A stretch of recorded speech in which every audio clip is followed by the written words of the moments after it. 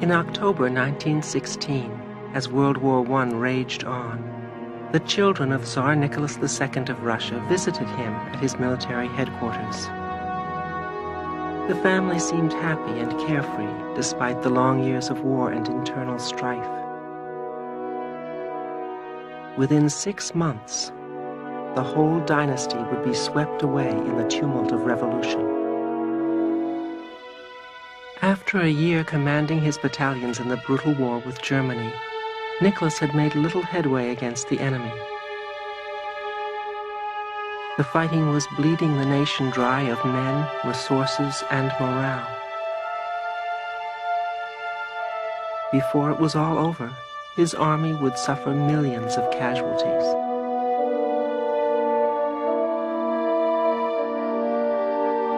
On the home front, both food and government were bad and in short supply. In the Tsar's absence, his wife Alexandra ruled the country disastrously. Born a German, the Empress was widely, but wrongly, believed to be a German spy. Hatred for her was fueling the fires of discontent. In the capital, Petrograd, revolution was brewing. From their home, the Alexander Palace outside Petrograd, Alexandra wrote to Nicholas daily, even hourly. Be Peter the Great, Ivan the Terrible, crush them all under you. Remember, the Tsar rules. How long? Years. People have told me Russia loves to feel the whip. It's their nature. I am fighting for your reign and baby Alexei's future. We must give a strong country to baby and dare not be weak for his sake. My dear, tender thanks for the severe scolding. I read it with a smile, because you speak to me as though I were a child. Yes, truly, you ought to be my eyes and ears there in the capital while I have to stay here. At times, when I think of how things will go, it seems my head will burst. Your poor, weak-willed hubby, Nicky.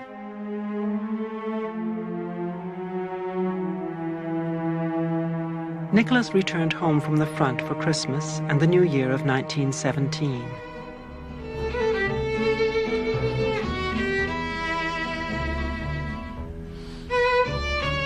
More than ever before, this naturally private family withdrew into their own world. But some of those closest to the family wrote about it, such as Lily Dane, the Empress's confidant. Every Thursday evening, a small Romanian orchestra played in the red drawing room. The Empress sat by the fire, staring into the glowing embers. She seemed unusually sad. I whispered anxiously, "Oh, Madame, why are you so sad tonight?" The Empress turned and looked at me. "Why am I sad, Lily? I can't say, really. I think my heart is breaking." Not only her heart, the Romanov Empire itself was about to crumble.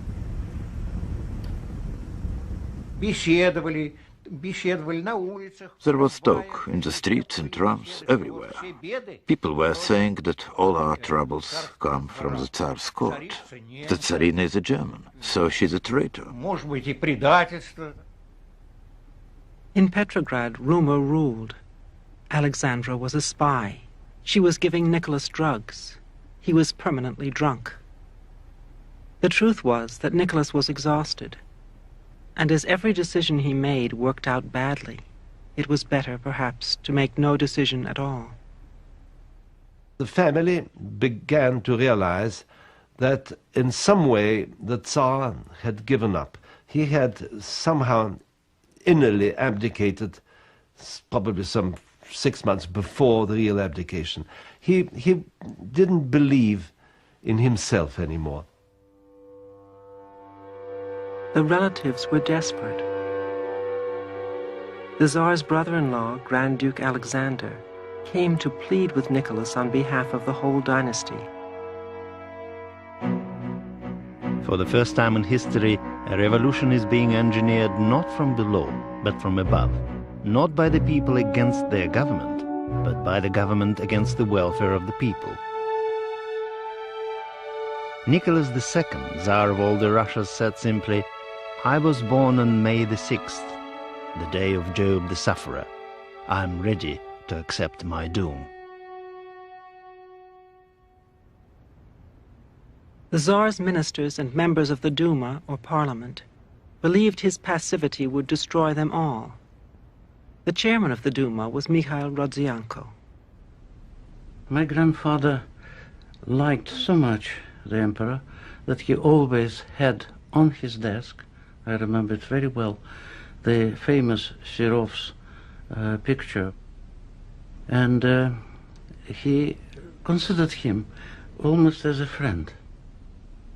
The only difficulty with him was that he inherited, probably from his mother's side, the kindness which was also sometimes sort of a impossibility to be forceful. The man who would eventually emerge as the Russian people's revolutionary hero was still in exile. Lenin greeted the new year of 1917 in Europe, where he addressed a group of Swiss workers.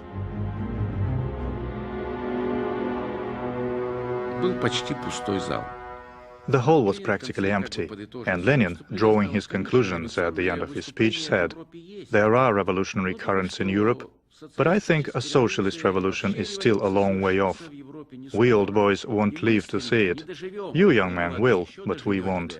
He didn't know that in less than 3 months, in his own country, there would be a revolution.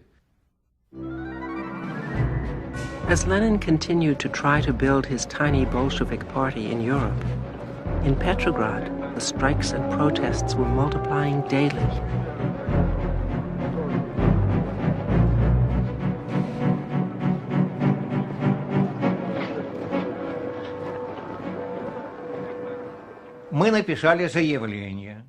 We wrote a declaration to the factory management asking for a rise. If they didn't increase our wages, we would stop work and call a strike, and that's what we did. The weather made it worse. In February, 1,200 locomotive engines froze and burst. Food and fuel could not be transported. In Petrograd, hunger sharpened the people's anger. At this critical point, Nicholas made a decision to leave his strife-torn capital and return to the headquarters at the front. He arrived on Thursday, the 8th of March.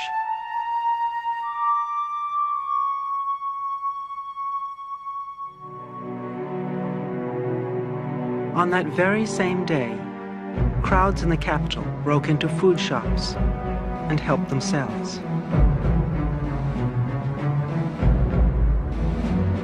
The next morning, when I went to school, I saw the destroyed bread shop. The sign was torn off, the door was hanging just on one hinge, windows were broken, everything was turned upside down. There were papers everywhere. By Saturday, even the traditionally loyal Cossacks were assuring the demonstrators that they would not use their guns or whips. Revolution was imminent.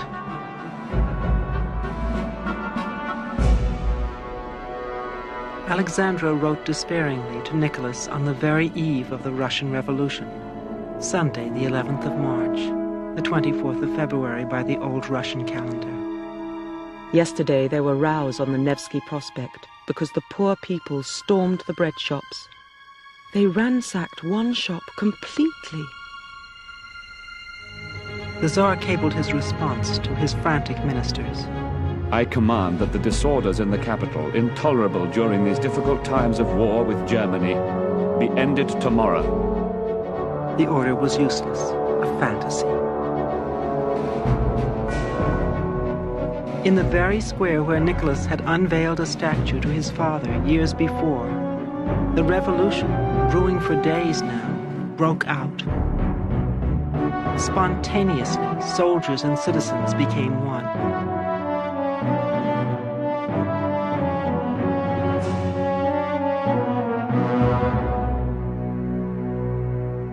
We saw 2 dead horses lying across the street, and all the signs, imperial signs, on the shops were being taken down, and many of them already lying on the street. It's a revolution, they said.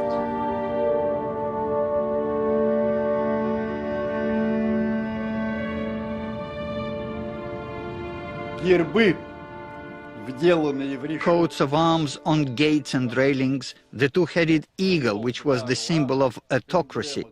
People began to tear them down and smash them.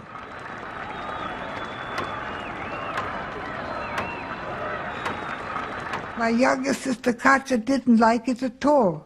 She was about 7 or 8 and was determined to become a social hostess and give parties and balls. I said, well, now what now? There won't be any society. I won't be able to be a social hostess anymore.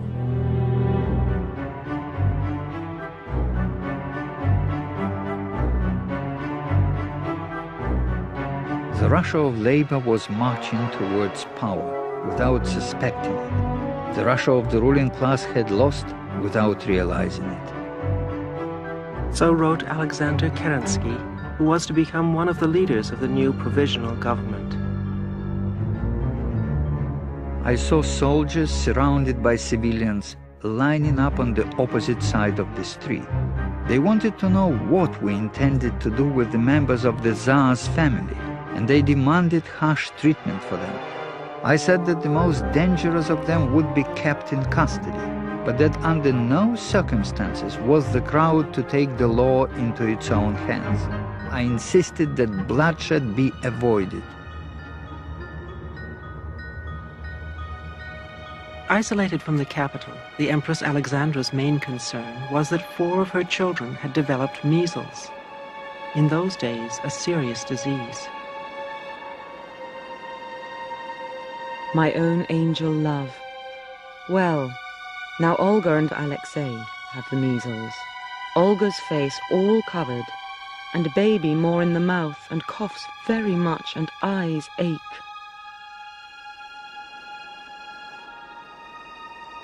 In the palace, Alexandra stayed up all night to greet her husband, now on his way back to his family and capital. But he did not arrive. Lily then remembered the anxious hours. The Empress was told he had been delayed. Perhaps the blizzard detains him, she said, and lay back on her couch. Anastasia was instantly alarmed and turned to me. But Lily, the train is never late. Oh, if only Papa would come quickly. But Papa was trapped. With revolutionary troops blocking the railway lines, the Tsar's only option seemed to be to head for the small town of Pskov, where loyal troops were said to remain.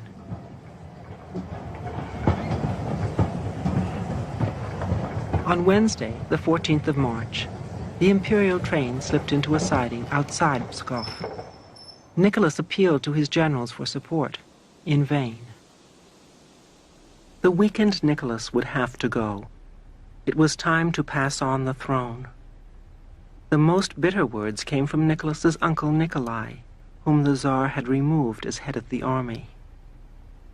As a loyal subject, I consider it my duty to beg you, Your Majesty, on my knees to save Russia and your heir. Cross yourself and pass the throne to your son. There is no other way out. Grand Duke Nikolai could not quite bring himself to say the word, abdicate. From the capital, 2 Duma representatives, Guchkov and Shulgin, came to deliver the order of abdication. The 85-year-old Shulgin himself, the sole surviving witness, appears in this film about the events of that fateful March day in the carriage of Nicholas's imperial train.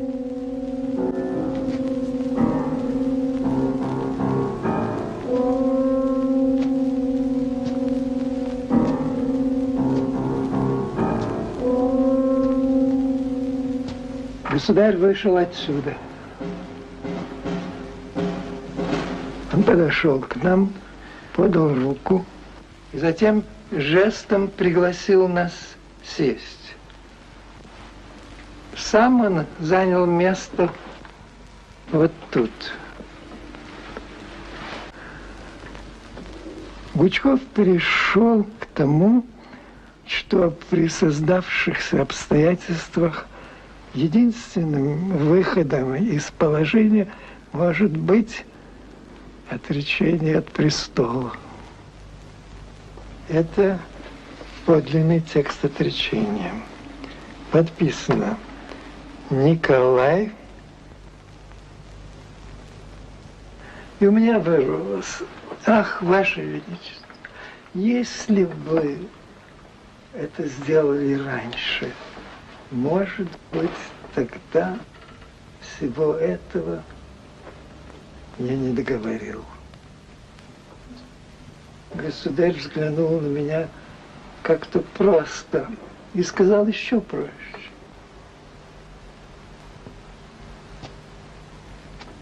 Вы думаете, обошлось бы?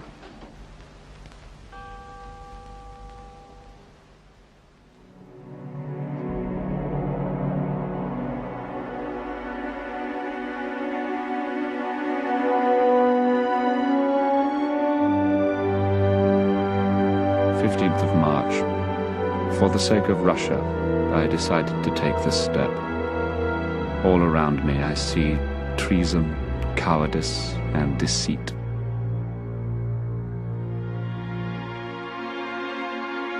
Alexandra had no way of knowing that her husband had lost the throne.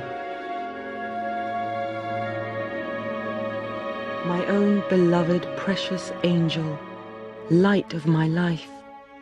My heart breaks thinking of you all alone, going through all this anguish, anxiety, and we know nothing of you, nor you of us. To protect his invalid son, Alexei, Nicholas had insisted on abdicating in favor of his brother, Grand Duke Michael. Back at the Duma, Shulgin and Guchkov duly reported on their historic mission.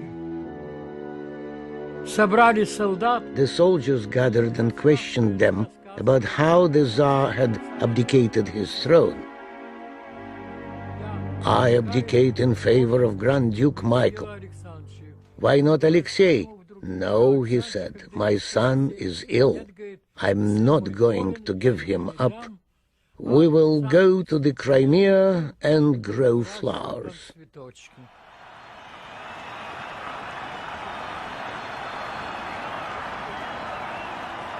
When they said the Tsar abdicated, we rejoiced. I remember my father coming in and saying, you can taste some champagne, because the Tsar abdicated. We drank champagne. But it wasn't that we were glad that the Tsar had abdicated. It was a question of another government, which was going to be better. I remember people came out onto the streets and were kissing each other, hugging each other. They were saying that autocracy is all finished. There will be democratic republic now, freedom, equality. My grandfather, when he heard that the Tsar abdicated not only for himself, but also for his son, Alexis, he became pale like snow and started having tears and even sobbed and said, well, now Russia is finished. Just like that. No one saw the once imperial family as a priority. Alexandra did not learn of her husband's abdication until the next day. In the palace, both water and electricity had been cut off. And not only had her adored Nicky been forced to abdicate, but also his brother Michael had rejected the throne. Now there was no Tsar at all.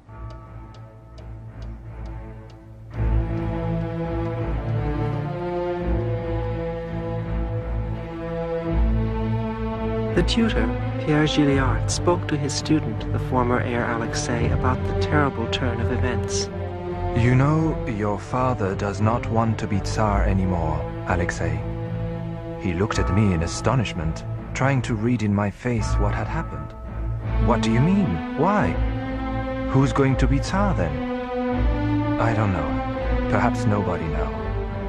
There was a silence, and then he said, "But if there isn't a Tsar, who's going to rule Russia?" By the time Nicholas returned home, the Alexander Palace was in the hands of the Revolutionary Guards. No one was present when the ex-Tsar met his wife Alexandra. They themselves never wrote about it. It was said by the courtiers that Nicholas sank into his wife's arms and wept.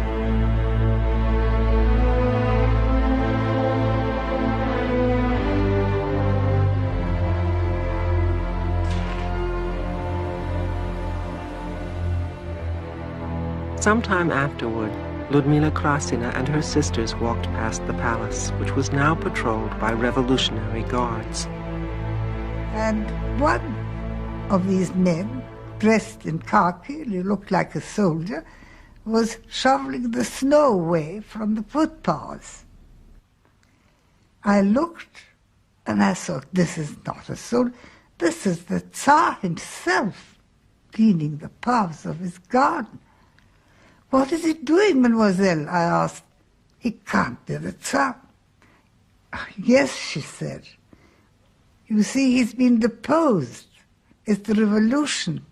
He's a prisoner in his own palace, and he's not allowed to go out. He is guarded. And he's doing this to get some exercise."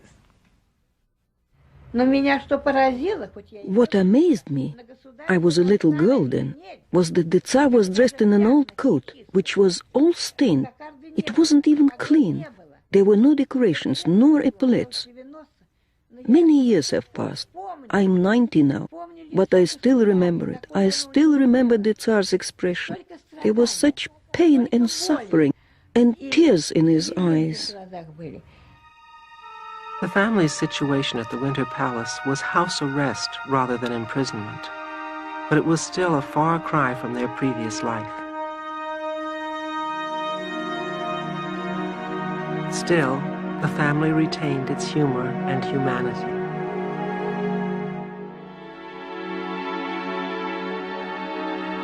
The teacher Gilliard wrote of the girls' reaction to a humiliating treatment for the measles from which they had just recovered.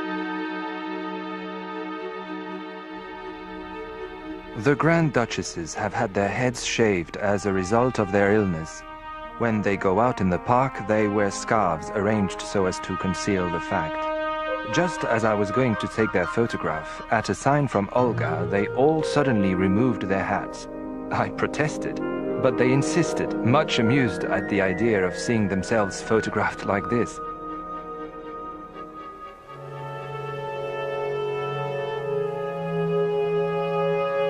The leaders of the new provisional government were nervous about having the former Tsar so close to the capital. The simplest solution would have been to send the family abroad to one of their European relatives. But they could hardly go to their cousin the Kaiser, with whom Russia was still at war. So the new government requested, and received, asylum in Great Britain for the Romanovs. But the English king, George V, the cousin of both Nicholas and Alexandra, was unprepared for the public outcry.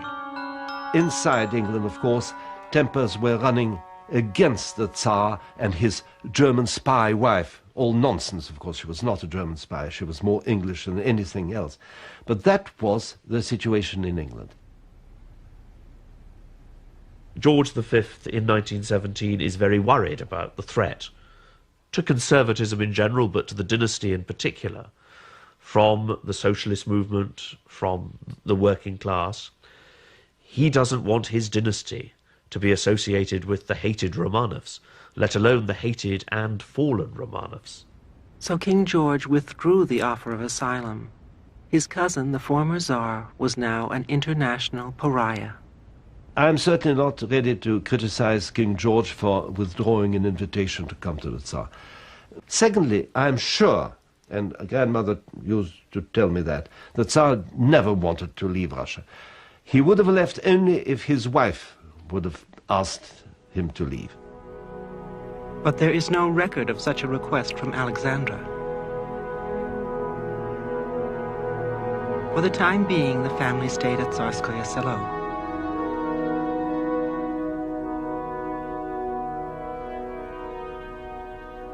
But the world had not stopped.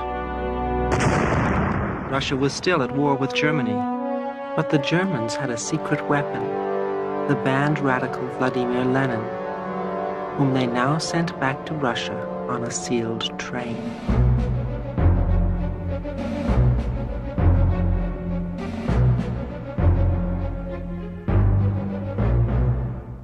The Germans knew they could count on a favor from Lenin if he took power.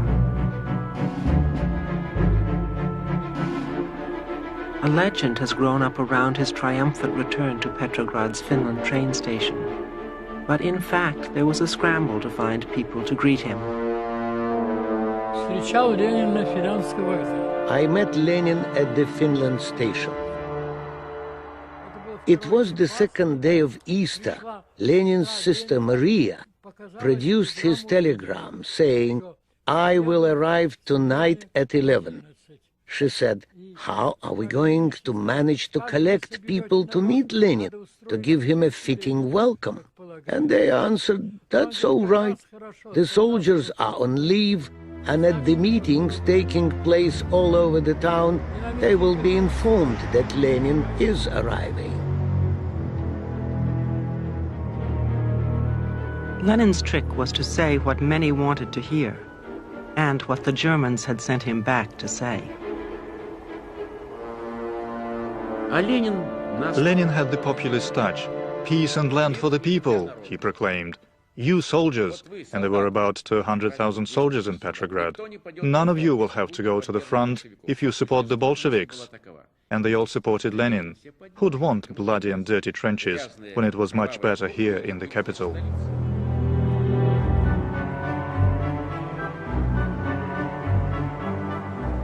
Lenin's true hour of glory was still to come.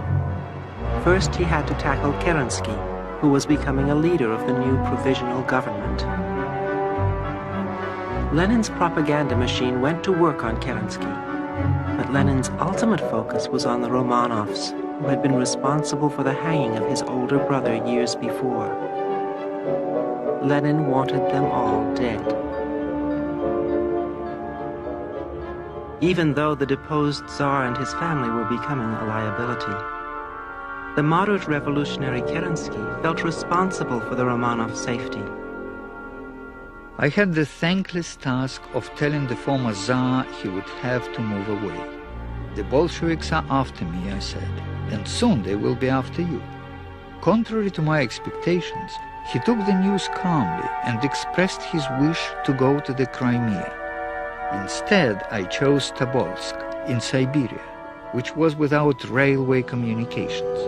I knew that the governor's house was fairly comfortable and could provide decent accommodation for the imperial family.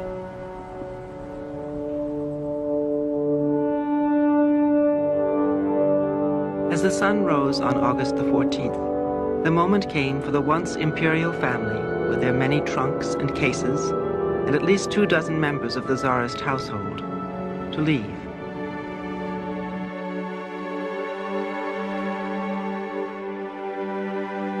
It got quite light. We drank tea, and finally at 5:15 Kerensky said we could go. The sunrise that saw us off was beautiful. We left Tsarskoye Selo at 6:10 in the morning.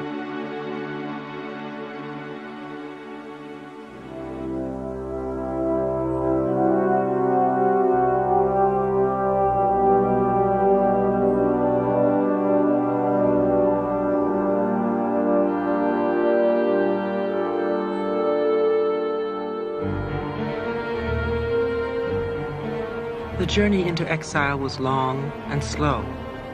4 days in a train, 2 more on a paddle steamer. On the evening of the 20th of August, they finally reached Tobolsk. Nicholas had once visited the Kremlin here a quarter of a century before.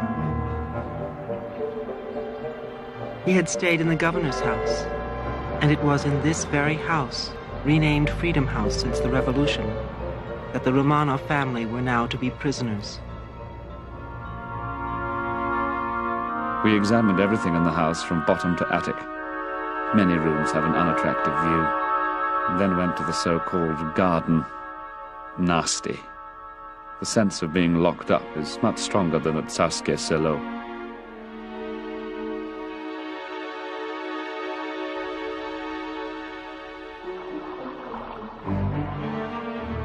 By the late fall of 1917, Lenin and his Bolsheviks were poised to seize power.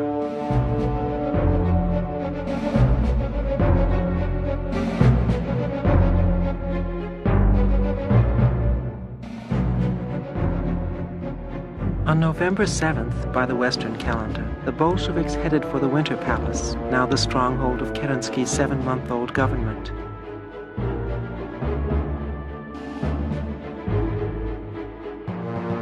It is one of Soviet history's most legendary moments.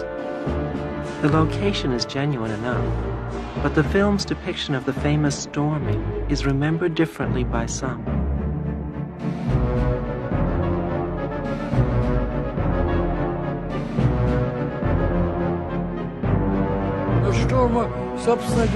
There was no storming as such. Well, there was a storming, but there was no bloodshed, because all the young cadets, they were just boys, really. They just threw down their arms and surrendered. Vladimir Antonov Ovsienko was in charge of the famous storming of the Winter Palace. My father called it a coup, a takeover, and that's why there were practically no casualties. He could have been shot, and his sailors too, but nothing like that happened. The government fell like a ripe pear from the tree. The provisional government was destroyed, but the damage to the palace consisted of chipped paintwork and a broken window. Kerensky managed to flee Petrograd, never to return. Lenin and the Bolsheviks were now the rulers of Russia. Lenin, whose return to Russia had been engineered by Germany, pushed for peace. In one stroke of the pen, he conceded great tracts of the Russian Empire's western borderlands, nearly 500,000 square miles and more than 1/3 of the population. Peace was popular enough with the demoralized soldiers, who fraternized with German soldiers at the front. But it split the country. In the south, an anti-Bolshevik white army came into being. It was immediately countered by a Bolshevik red army. A civil war was brewing, in which the Bolsheviks' main weapon was coercion, the Red Terror. In Tobolsk, Nicholas eventually heard of the disintegration of his Russia. The tutor Gilliard, still part of the household, saw the intensity of the effect it had on him. I then for the first time heard the Tsar regret his abdication. It now gave him pain to see that his renunciation had been in vain. I frequently heard Nicholas muttering, "Disgrace, suicide for Russia, and to think that they called Her Majesty a traitor."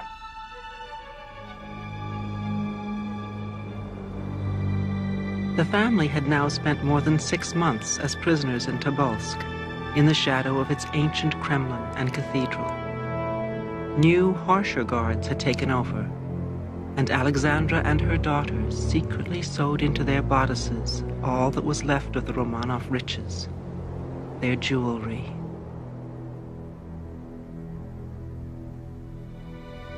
I make everything now.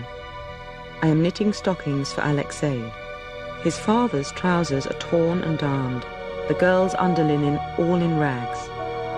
I am sad. because they are allowed no walks except in front of the house, inside the high fence. But at least they have fresh air, and we are grateful for anything.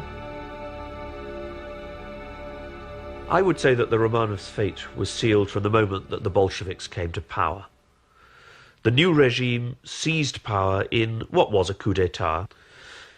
The Bolshevik regime then went on to sign the Treaty of Brest-Litovsk with Germany and signed away everything that Russia had gained for 300 years. Having done that, civil war was a certainty. And once you had civil war, Lenin and his party were going to react ruthlessly. I think at that point there was no hope for the Romanovs. They were bound to die. On top of everything, Alexei, now nearly 14 years old, was to suffer another serious bout of hemophilia. He would never walk again. He is frightfully thin and yellow. I sit with him all day.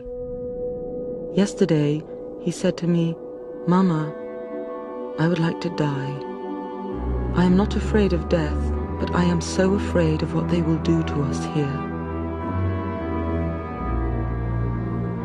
In late April 1918, the Bolshevik High Command, now established in the Kremlin in Moscow, issued new orders. The Romanovs were told to get ready to leave, but not where they were going. Across the road from the governor's house lived the Tsar's much reduced retinue, including Dr. Bortkin, the family physician, and his daughter Tanya. Shortly before Easter, a small gift arrived for Tanya, and with it, a note. It is dated 1918 and signed O.R. Olga Romanov, Easter 1918. Just a few days before their departure for Ekaterinburg, 3 months before their death.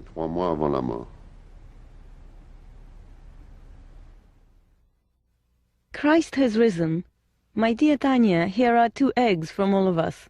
It's very sad we can't all be together. With fondest kisses, Olga Romanov. This fragile family heirloom is the last surviving letter from any of the Grand Duchesses.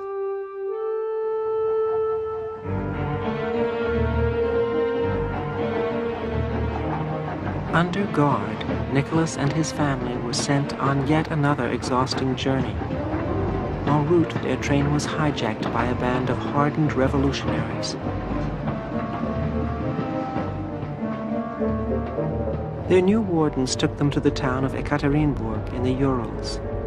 They arrived on April 18, 1918, and were installed in the former house of a merchant named Ipatiev. It was renamed the House of Special Purpose.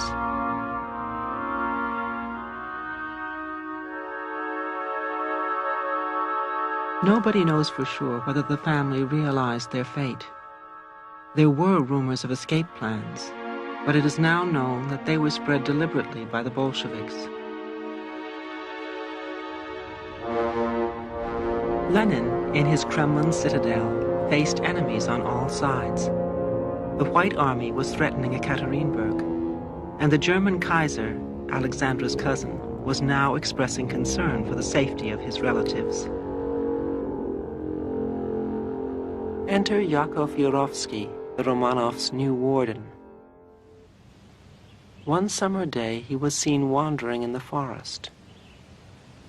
He and his cronies located an abandoned mine shaft. They bought drums of gasoline and sulfuric acid. They arranged for a truck.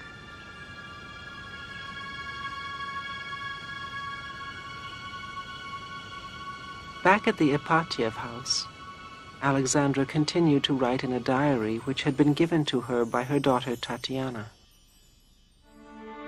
To my sweet darling Mama dear, with my best wishes for a happy new year, may God's blessings be with you and guard you forever. Your own loving girl, Tatiana. The 46-year-old Alexandra dated her diary through to the end of the summer, but the last entry is on July the 16th. Grey morning after lovely sunshine. Tatiana started to read from the prophet Obadiah.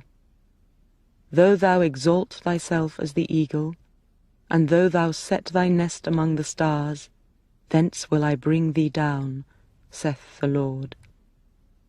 Played Bezique with Nicholas. 10:30 to bed. 15 degrees. At 1:30 a.m. on July 17th, the family was woken up by Yurovsky and told to prepare to move once again. They were led into a small basement room. There, the 11 prisoners, the family and a small retinue, were suddenly confronted by 11 armed men. There had only been time for incoherent exclamations. Both Yurovsky and one of the guards, Medvedev, recorded in legal depositions their versions of what had happened.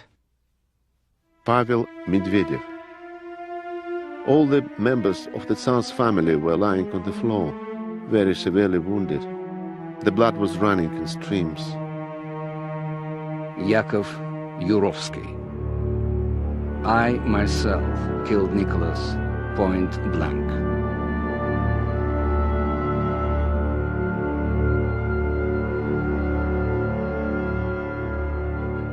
Alexandra Fyodorovna died immediately. Alexei and 3 of his sisters were still alive. We had to finish them off. We tried to bayonet one of the girls, but the bayonet would not penetrate her corsage. We undressed the girl and found a corset torn in places by bullets, through which diamonds could be seen.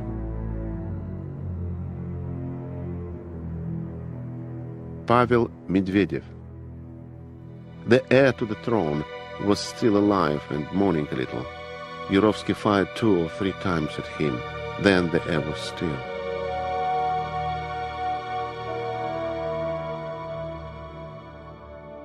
This telegram to the bosses in Moscow announced in a prearranged code that the whole family was dead. Nicholas has been shot and his family sent to a safe place. The bodies of the Romanov family were taken by truck to the mine, hacked to pieces, soaked in sulfuric acid, burned on a bonfire, and then thrown down the shaft. But Yurovsky worried that his efforts had been rather too public. The next night, in deepest secrecy, the fragments of skeleton and burnt flesh were exhumed and buried elsewhere. For half a century, the Romanovs and their mortal remains would disappear.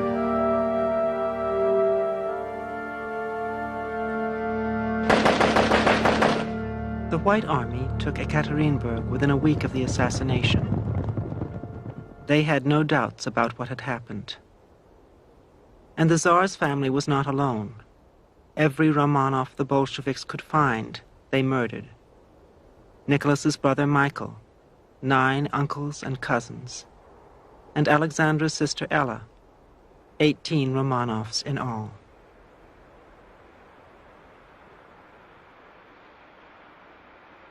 For years it was debated what part, if any, Lenin had played in ordering the execution of Nicholas and his family. Long secret Bolshevik papers have now revealed the following. Lenin, Trotsky, and Sverdlov worked out this very cunning plan, empowering the Yekaterinburg Soviet to liquidate the family, using as a pretext all sorts of fabricated plots, attacks, and attempts to rescue them. And I have documentary proof of this. For example, Goloshokin, head of the Yekaterinburg Soviet, went to Moscow twice just before the killings. Twice he was in Moscow for instructions, for meetings with Lenin, Sverdlov, and others. It was all pre-planned. The foul act of annihilating Nicholas II was not accidental. The local Bolsheviks appeared to have carried out the murders on their own initiative, but it now seems clear that it was on orders from Lenin Lenin took great care, however, to hide the truth, even from his ambassador to Berlin, Adolf Ioffe. In 1918, when my father was Soviet ambassador in Berlin, he received a communication down the line from Moscow that the former Tsar Nicholas II had been shot. He asked, "And what about the family?" He got no reply, and somehow the question was hushed up. And when Dzerzhinsky, head of the secret police, passed through Berlin, father leant on him and said, "Why did you not reply to my queries when everyone was asking me, from the Kaiser down, all Alexander's relatives, you know?" Dzerzhinsky replied, "It was a special order from Lenin. He said, 'Let Ioffe be told nothing. It will be easier for him to lie about it there in Berlin.'" For over half a century, Lenin and his lies held sway. No one even knew where the remains of the imperial family were buried, until 1979, when years of private and top-secret research pinpointed a certain submerged bridge not far from the original mine. One morning, at the beginning of May, we came here at 6 o'clock when there was no one around. We removed a few planks and immediately, buried not very deep, we found some human remains. There were several of us when we found the remains. We were all in a state of shock. It was terrible. It was really frightening, because the remains were mutilated by sulfuric acid, and the bones were all black and green. This heap of bones filled us with horror.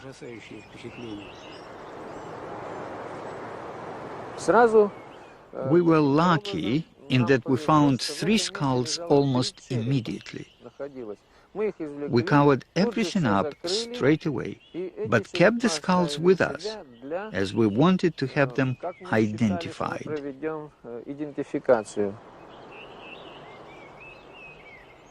Identification was to become the key issue. In 1991, the remains were exhumed yet again, officially. But 2 skeletons were missing. So were these bones truly those of the last Tsar and his family? The latest DNA analysis would provide the answer by comparing the Romanov bones with tissue from living relatives.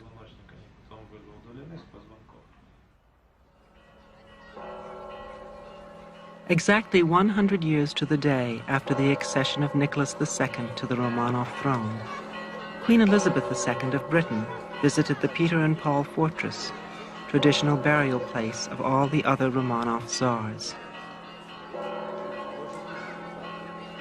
It was the Queen's husband, Prince Philip, one of the closest living relatives of both Nicholas and Alexandra, who gave the crucial blood sample for DNA comparison. After exhaustive testing and squabbling, the results proved with 99% accuracy that the remains are indeed those of some of the Romanovs. One daughter and the son have not been accounted for, so rumors of Romanov surviving the assassination live on, however unlikely. Even the DNA results failed to convince the Russian Church to consecrate the remains, however, because Nicholas's skull was not tested. They forbade burial until still further tests were complete. On September 26, 1995, they announced their decision. Nicholas Romanov, loving father and loyal imperial ruler, will find peace. On February 25, 1996, the last Tsar, his wife Alexandra, and 3 of their daughters are scheduled to be buried in the Peter and Paul Fortress in St. Petersburg, Russia.